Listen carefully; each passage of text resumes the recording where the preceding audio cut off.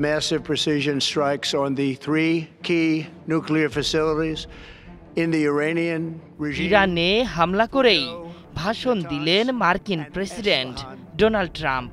Iran ইসরায়েলের সংঘাতের শুরু থেকেই ঢাল হয়েছিল মার্কিন যুক্তরাষ্ট্র। প্রকাশ্যে নয়, ছায়া হিসেবে সব ধরনের সহায়তা দিয়েছে দখলদারদের। যদিও বন্ধু বেনিয়ামিন নেতানিয়াহুকে সহায়তার বিষয়টি কখনোই প্রকাশ্যে স্বীকার করেননি ডোনাল্ড ট্রাম্প। তবে এবার যা করলেন ট্রাম্প তা আর ধামা চাপা দেওয়ার কোনো সুযোগ নেই। ট্রাম্প নিজেই বিষয়টি জনসম্মুখে এসে স্বীকার করেছেন। ইরানের গুরুত্বপূর্ণ 3টি পরমাণু স্থাপনায় ভয়াবহ হামলা চালিয়ে প্রকাশ্যে এসে ঘোষণা দিয়েছেন মার্কিন president.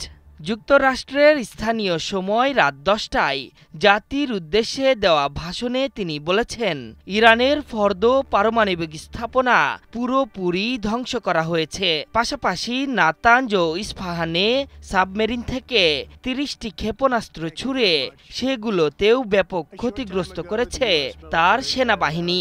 Iran's key nuclear enrichment facilities have been completely and totally obliterated. কেসারেন শেকড় থেকে শিখরে।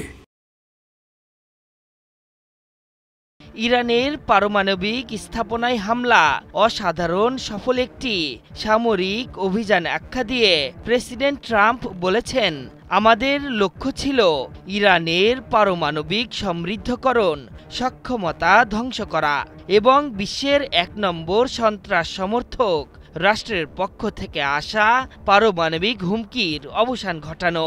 ট্রাম্প বলেন, বিশ্বকে জানাতে পারি এই হামলা ছিল অসাধারণ সফল একটি সামরিক অভিযান, The likes of which the world has not seen in many decades. ইসলামী প্রজাতন্ত্র ইরানকে রীতিমতো হুঁশিয়ারি দিয়ে ট্রাম্প বলেছেন, তাদের মূল পারমাণবিক সমৃদ্ধকরণ কেন্দ্রগুলো সম্পূর্ণরূপে ধ্বংস করে দেওয়া হয়েছে। মধ্যপ্রাচ্যে দাপট দেখানো রাষ্ট্র ইরানকে এখন শান্তির পথে আসতেই হবে।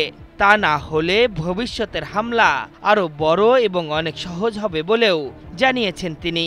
For 40 years, Iran has been saying death to America, death to Israel. Trump ভাষণে বলেছেন, গত 40 বছর ধরে ইরান বলে আসছে, আমেরিকার মৃত্যু হোক, ইসরায়েলের মৃত্যু হোক। তারা হাজার হাজার আমেরিকান সহ বহু মানুষ হত্যা করেছে এই অঞ্চলে।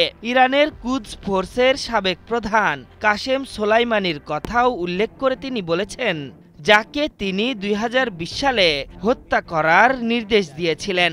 অনেক আগেই সিদ্ধান্ত নিয়েছি এটা আর চলতে দেওয়া যাবে না এবং সেটা আর চলবে না বলেও হুঁশিয়ারি দিয়েছেন Donald Trump. So many were killed by their general Qasem Soleimani.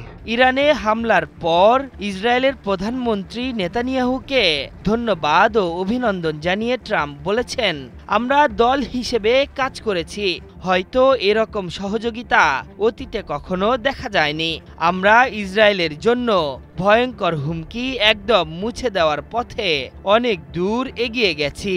এজন্য এই অভিযানে অংশ নেয়া মার্কিন সেনাদের ধন্যবাদ জানান Trump. I want to just say we love you, God, and we love our great military. Protect them. এদিকে ইরানের পারমাণবিক স্থাপনা ধ্বংসের প্রতিশ্রুতি রেখেছেন বলে জানিয়েছেন নেতানিয়াহু।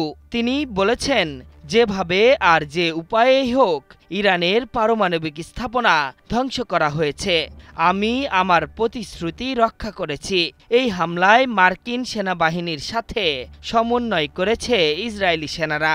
অসাধারণ এই সাফল্যের জন্য তিনি ট্রাম্পকে ধন্যবাদ জানিয়েছেন। To target Iran's nuclear facilities with the awesome and righteous might of the United States will change history. Ashraful Islam, 71। Israel has done truly amazing things.